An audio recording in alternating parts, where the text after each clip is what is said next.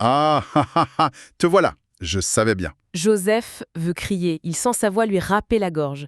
Il pense à sa carabine, il tire. Mais la balle passe à travers celui qui vient, comme si c'était du brouillard. Elle va frapper le glacier qui craque. Ce moment, qui arrive presque à la fin du livre, est le résultat direct de ce dialogue. C'est terrifiant. C'est l'apogée d'une hallucination née du chagrin, de la peur. C'est absolument glaçant. On est en plein dans la folie. Oui, c'est la confrontation finale. Mais pas avec un homme. C'est une confrontation avec une peur qui est devenue surnaturelle, une entité que l'esprit ne peut plus contenir. Et c'est là qu'on touche à quelque chose d'essentiel. Le livre, La Grande Peur dans la montagne de Charles-Ferdinand Ramuz, en réalité, ce n'est pas juste un roman sur la superstition dans un village alpin. Non, pas du tout.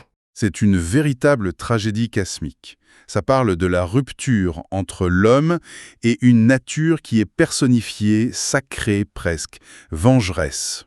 Absolument. Ramuz, il imagine un monde où la montagne, ce n'est pas qu'un décor, aussi spectaculaire soit-il. C'est une entité vivante. Une sorte de divinité. Presque, oui. Avec ses propres lois, ses propres humeurs, et si on transgresse ces lois, c'est comme commettre un péché originel. Et ça ne peut que déclencher le chaos. Bienvenue dans notre exploration. En vous abonnant à Voix Livre, vous ne manquerez aucune de nos analyses en profondeur. Restez avec nous jusqu'au bout, et la promesse, c'est une compréhension totale non seulement du résumé de cette œuvre puissante, mais aussi de sa richesse littéraire et de la vision si particulière de son auteur. On va suivre ensemble l'enchaînement des événements qui mènent à la catastrophe. D'abord, la décision de défier la montagne, puis l'isolement des hommes, la maladie qui frappe comme une punition. La tragédie personnelle qui en découle, et puis l'effondrement final, là où la nature et l'humanité se déchirent. C'est ça. Alors, l'histoire se déroule dans un village valaisan pauvre, écrasé par les sommets. Et tout commence par un débat houleux au conseil communal. Le jeune président, Maurice Pralong, il a une idée. Rouvrir l'alpage de Sassener, un alpage abandonné depuis 20 ans après une série de malheurs. Et la raison, elle est purement économique. Le livre le dit bien, il y a là de quoi nourrir 60 bêtes tout l'été. C'est la nécessité contre la prudence, en fait. Oui, mais poussée à l'extrême. Parce que les anciens, eux, menés par le vieux Munier, ils s'y opposent avec une force quasi religieuse. Munier, il rappelle la tragédie passée et il lance cet avertissement. Il est terrible cet avertissement. Il est poignant. Il dit « L'argent compte-t-il encore quand c'est notre vie qui est en jeu ?» On n'est plus dans un simple débat. C'est le rationalisme des jeunes contre la sagesse ancestrale des anciens qui sentent bien qu'il y a une sorte de pacte sacré avec la montagne. Un pacte qui a déjà été rompu 20 ans plus tôt et qu'il ne faut surtout pas déranger à nouveau. Mais bon, la jeunesse, l'orgueil, elle l'emporte. Le vote est sans appel. 58 contre 33. Voilà, la décision est prise. La transgression est actée. C'est le point de non-retour, quoi. Exactement. Et ce qui est fascinant, c'est de voir qui ils vont envoyer pour cette transgression. Le casting, si on peut dire, est déjà un signe du destin. Oui, parce qu'une fois la décision prise, il faut trouver des hommes pour monter. Et j'imagine que personne ne se bouscule. Loin de là, non. Il y a Joseph, un jeune qui a besoin de 200 francs pour épouser sa fiancée, Victorine. Il y a aussi le vieux Barthélemy, le seul survivant de la catastrophe d'il y a 20 ans. Attends, une seconde. Le seul survivant, il accepte d'y retourner ? Pourquoi ? Parce qu'il se croit protégé par un papier magique, une sorte de talisman. C'est un mélange de traumatisme et de superstition. Il pense qu'il a un passe-droit. D'accord. Et puis il y a le troisième homme, peut-être le plus important, un personnage nommé Clou. Ah, Clou. Rien que le nom est étrange. Le livre le décrit comme un être difforme, borgne, un paria que tout le monde craint. On dit même qu'il a des liens avec le diable. Son embauche, c'est déjà un mauvais présage en soi. C'est plus que ça. Clou, c'est l'incarnation de l'étrange, du dindin, de ce qui n'appartient pas tout à fait au monde des hommes. Il est silencieux, il cherche des cristaux, il est comme un émissaire de cet autre monde, de la montagne elle-même. Sa présence rend le danger palpable. Tout à fait. Et la fiancée de Joseph, Victorine, elle le sent. Instinctivement, elle le supplie. « Oh, ne pas là-haut, parce que tu sais bien, c'est la voie de la raison et la voie de l'amour. » Cette histoire d'amour, elle est vraiment au cœur du drame. Le livre pose une question universelle à travers eux. Que ferait-on par amour ? Accepter un travail que tout le monde redoute juste pour construire un avenir ? C'est un dilemme puissant. Et malgré ses peurs, la montée se fait en grande pompe, avec une fête, des fleurs, des danses.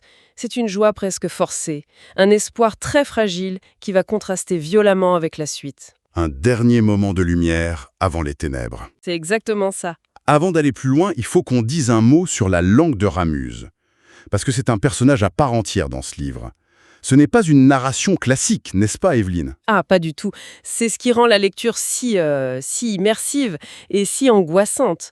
Ramuse, il utilise souvent un nous ou un on, et ça nous plonge au cœur de la conscience collective du village. On n'est pas dans la tête d'un seul personnage. Non, on est dans la rumeur, dans la peur partagée. Les phrases sont courtes, répétitives, avec un rythme qui ressemble à une litanie ou au battement d'un cœur affolé. Il ne décrit pas la peur, il la fait résonner dans la syntaxe même. C'est vrai, on a l'impression d'entendre le village murmurer. Et une fois là-haut, à Sassener, cette langue devient encore plus oppressante. Les hommes se retrouvent face à ce paysage grandiose mais hostile, ce que le livre appelle le mauvais pays. L'isolement commence à peser. Et la peur, elle a besoin d'histoire pour se nourrir. Alors un soir, autour du feu, le vieux Barthélemy, le survivant, il raconte enfin ce qui s'est passé 20 ans plus tôt. Alors, qu'est-ce que c'est? L'histoire d'un monstre? Une avalanche? Non, et c'est ça qui est le plus terrifiant. Il ne raconte pas un seul événement spectaculaire, il décrit une série de morts étranges, inexplicables. Ah oui, Un homme mort d'une simple écharde infectée. Le maître fromager retrouvé mort dans les rochers, sans raison. 2 autres décédés peu après leur retour. Il n'y a pas de coupable, pas d'ennemi identifiable. C'est là que Ramuse introduit cette idée de la cause secrète. une menace qu'on ne peut ni nommer ni combattre. Exactement. Et ça, c'est la source de la terreur la plus pure. Une force invisible. Les plus jeunes, ils doivent se moquer de lui, j'imagine. Bien sûr, il le traite de vieux fou, mais le poison est instillé. La peur s'installe insidieusement. Et la première fissure, elle apparaît quand le jeune berger, Ernest, s'enfuit en pleine nuit, terrifié. Il répète une phrase énigmatique. Laquelle? J'avais peur, parce qu'on marchait sur le toit. Personne ne comprend ce qu'il veut dire, mais l'image est puissante. Ils sont sur un toit, un endroit précaire, prêt à tomber dans le vide. Oui, et c'est tout le génie de Ramuse. Le premier coup, il vient du réel.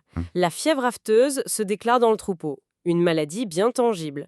Mais la conséquence, elle, est immédiate et terrible. La quarantaine. La quarantaine stricte.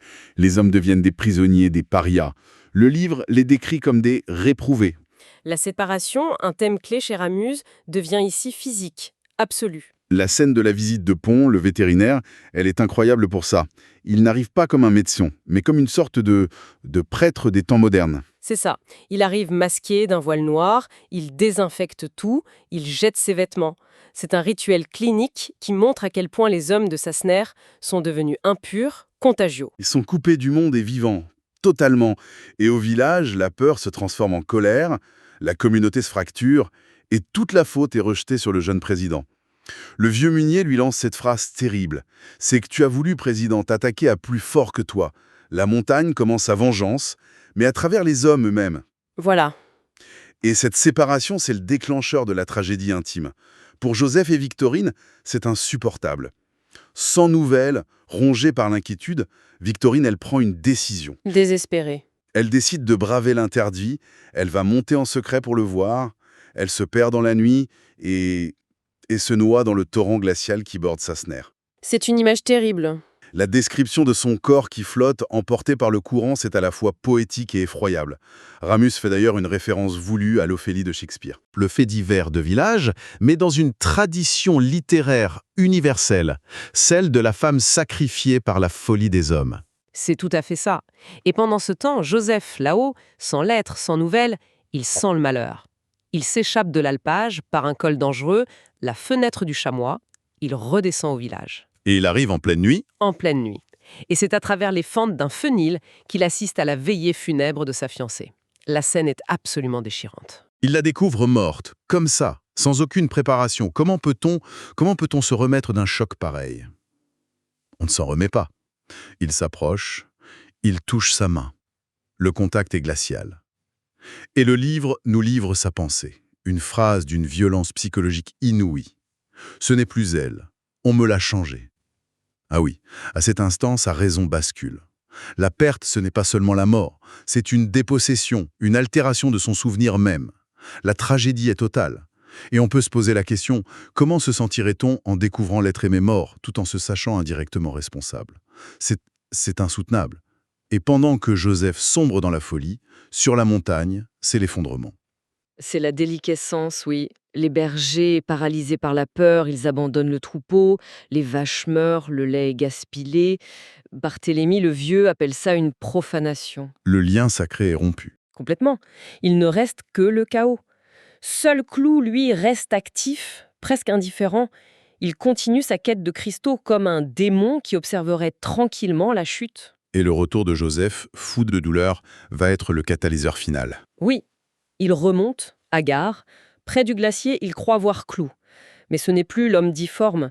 Dans son esprit, Clou est devenu une entité surnaturelle, invulnérable, le diable en personne. C'est l'hallucination qu'on décrivait au début. Ah, te voilà. Je savais bien. Dans sa folie, il tire, et les balles, elles traversent la vision, elles frappent le glacier.